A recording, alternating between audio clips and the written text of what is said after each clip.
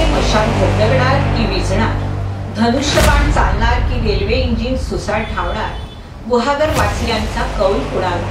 दीपवाहिनी पत्रकार राकेश कोळी यांनी घेतला गुहागर मतदारसंघाचा विशेष आढावा।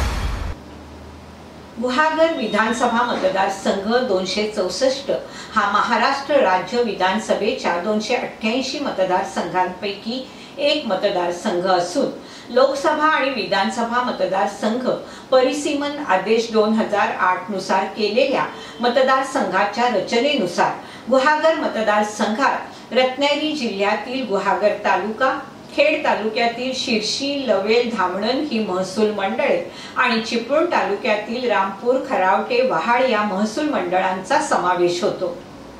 गुहागर हा विधानसभा मतदारसंघ रायगड लोकसभा मतदारसंघात मोडतो। गेली 15 वर्ष या मतदारसंघावर भास्करराव जाधवांचं वर्चस्व असल्याचं दिसतंय। यंदाच्या निवडणुकीत या मतदारसंघात शिवसेना विरुद्ध शिवसेना अशी थेट लढत पाहायला मिळते। सध्याचे विद्यमान आमदार भास्करराव जाधव विरुद्ध राजेश बेंडल अशी लढत या मतदारसंघात होणार असून मनसेचे प्रदीप गांधी देखील पक्षाचे अधिकृत उमेदवार म्हणून निवडणुकीच्या रिंगणात उतरले। गुहागर मतदारसंघात नुकतेच मनसे अध्यक्ष राज ठाकरे यांनी जाहीर सभा घेत प्रदीप गांधी यांची स्थिती मजबूत करण्याचा प्रयत्न केला। शिवसेना पक्षाच्या वतीने देखील खासदार श्रीकांत शिंदे, खासदार धैर्यशील माने आणि पालकमंत्री उदय सामंत यांनी देखील मेळावे घेत शिवसेनेचा उमेदवार राजेश बेंडल यांची स्थिती मजबूत करण्याचा प्रयत्न केला। मात्र स्वतः शिवसेना उद्धव बाळासाहेब ठाकरे पक्षाचे स्टार प्रचारक असणारे भास्करराव जाधव हे मात्र मतदारसंघात कुठेही सभा मेळावे घेताना दिसले नाहीत। भास्कर जाधवांचा बालेकिल्ला म्हणून ओळखल्या जाणाऱ्या मतदारसंघातील मतदारांवर भास्करराव जाधवांचा दृढ विश्वास असल्याचं या निमित्त पाहायला मिळतंय। असाच दृढ विश्वास दापोलीत आमदार सूर्यकांत दळवींनी 2014च्या निवडणुकीत दापोली मतदारसंघावर दाखवला होता आणि त्यांना पराभवाला सामोरं जावं लागल्याचं चित्र दिसलं होतं। गुहागर मतदारसंघात शिवसेना पक्षाकडून निवडणुकीसाठी उभे असलेले राजेश बेंडल हे गुहागरचे माजी नगराध्यक्ष होते। राजेश बेंडल यांनी शिंदे यांच्या शिवसेनेत प्रवेश केल्यानंतर त्यांच्या उमेदवारीची मागणी पालकमंत्री उदय सामंत आणि पदाधिकाऱ्यांनी केली होती। मात्र नातू यांचा ग्रीन सिग्नल मिळाल्याशिवाय ही उमेदवारी जाहीर करणं शिवसेनेलाही परवडणार नाही याची जाणीव असल्यामुळे या जागेचा सस्पेन्स कायम ठेवण्यात आला होता। 65% कुणबी समाजाचं वर्चस्व असलेल्या या मतदारसंघात कुणबी समाजाचा उमेदवार हवा अशी मागणी शिवसेनेचे नेते रामदास कदम आणि पालकमंत्री उदय सामंत यांनी केली होती। उमेदवारी अर्ज दाखल करण्याच्या अंतिम दिवसापूर्वी रात्री उशिरा प्रसिद्ध करण्यात आलेल्या अधिकृत उमेदवारांच्या यादीत राजेश बेंडल यांच्या नावावर शिवसेना पक्षाकडून शिक्कामोर्तब करण्यात आलं। मात्र पालकमंत्री उदय सामंत यांच्या प्रमुख उपस्थितीत राजेश बेंडल यांनी आपला उमेदवारी अर्ज भरला होता। यावेळी कुणबी समाज बांधवांनी मोठ्या संख्येनं उपस्थिती दर्शवली। त्यामुळे गुहागर मतदारसंघातून 2024च्या विधानसभा निवडणुकीत राजेश बेंडल विजयी होतील अशी आशा शिवसैनिकांना आणि समाज बांधवांना आहे। तर राजेश बेंडल यांचा विजय खेचून आणण्यासाठी शिवसेना संपर्क प्रमुख रवींद्र फाटक, राजेश मोरे यांच्यासह विपुल कदम ठाण मांडून बसल्याचं चित्र दिसतंय।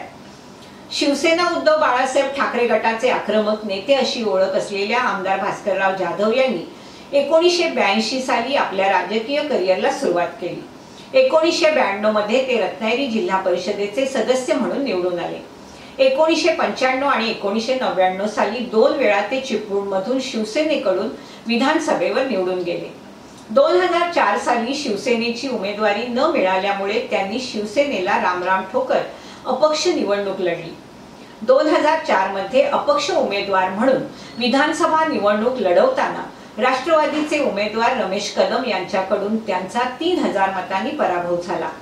कोकणात पहिल्यांदा शिवसेनेच्या उमेदवाराचं डिपॉझिट भास्करराव जाधवांच्या रूपाने जप्त झाल्याचं पाहायला मिळालं। त्यानंतर भास्कर जाधवांनी राष्ट्रवादीचा झेंडा हाती घेतला। 2009 साली गुहागरमध्ये रामदासभाई कदम आणि भाजपचे बंडखोर आमदार विनय नातू यांचा पराभव करून 12000 मतांनी विजय मिळवला आणि पुन्हा भास्करराव जाधव विधानसभेवर निवडून गेले। काँग्रेस राष्ट्रवादीच्या मंत्रिमंडळात तब्बल 8 ते 9 खात्यांची मंत्रिपद त्यांनी सांभाळली। यामध्ये नगरविकास, वन, बंदर, क्रीडा, संसदीय कार्य, युवक कल्याण, माजी संरक्षण कल्याण, कायदा सुव्यवस्था, मत्स्य व्यवसाय आणि रत्नागिरीचे पालकमंत्री अशी खाती त्यांनी सांभाळली। त्यानंतर अंतर्गत वादामुळे ते राष्ट्रवादी सोडून पुन्हा शिवसेनेत आले। शिवसेना फुटीनंतर भास्करराव जाधव यांच्यावर नेतेपदाची जबाबदारी सोपवण्यात आली। आता ते गुहागर विधानसभा मतदारसंघाचे विद्यमान आमदार आहेत। सलग 15 वर्ष गुहागर मतदारसंघ आपल्या ताब्यात ठेवणाऱ्या भास्कर जाधवांना या ठिकाणी कोणतंच आव्हान नसल्याचं त्यांनी यापूर्वी माध्यमांशी बोलताना सांगितलंय। त्यामुळे निर्धास्त असलेले भास्करराव जाधव सध्या राज्याचा दौरा करत असून शिवसेना उद्धव बाळासाहेब ठाकरे गटाच्या उमेदवाराचा प्रचार करण्यात ते व्यस्त असल्याचं दिसतंय। गुहागर मतदारसंघात येणाऱ्या निवडणुकीची संपूर्ण धुरा त्यांचा मुलगा विक्रांत जाधव आणि त्यांचे जवळचे सहकारी सांभाळत असल्याचं दिसतंय। अनेक समस्यांनी ग्रस्त असलेल्या या मतदारसंघात मूळ समस्या ही उद्योगधंद्यांची असून या ठिकाणी चांगले प्रोजेक्ट येऊन येथील तरुणांच्या हाताला काम मिळावं अशी आग्रही मागणी सध्या तरी या मतदारसंघात होत आहे। तसेच ग्रामीण भागातील रस्त्याची झालेली दुरावस्था ही देखील एक प्रमुख समस्या असून गुहागरचा शाश्वत विकास करण्याची मागणी या ठिकाणी प्रामुख्याने केली जाते। 2,42,704 एकूण मतदार असलेल्या या मतदारसंघात तब्बल 1,27,193 महिला मतदार आहेत। 1,15,511 पुरुष मतदार आहेत। मात्र या ठिकाणचे बहुतांश मतदार हे उद्योग व्यवसायानिमित्त मुंबई पुणे या ठिकाणी स्थित असल्याचं पाहायला मिळतंय।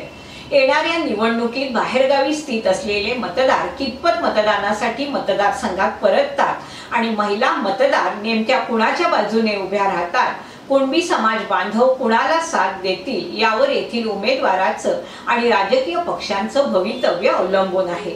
त्यामुळे या मतदारसंघात मशाल धगधगणार की विझणार, धनुष्यबाण चालणार की रेल्वे इंजिन सुसाट धावणार हे मात्र 23 नोव्हेंबरला स्पष्ट होईल। तोपर्यंत राजकीय पक्ष आणि त्यांचे उमेदवार नेमकी काय भूमिका बजावतायत आणि कोणतं आश्वासन मतदारांना देतायत हे पाहणं महत्त्वाचं ठरणार आहे।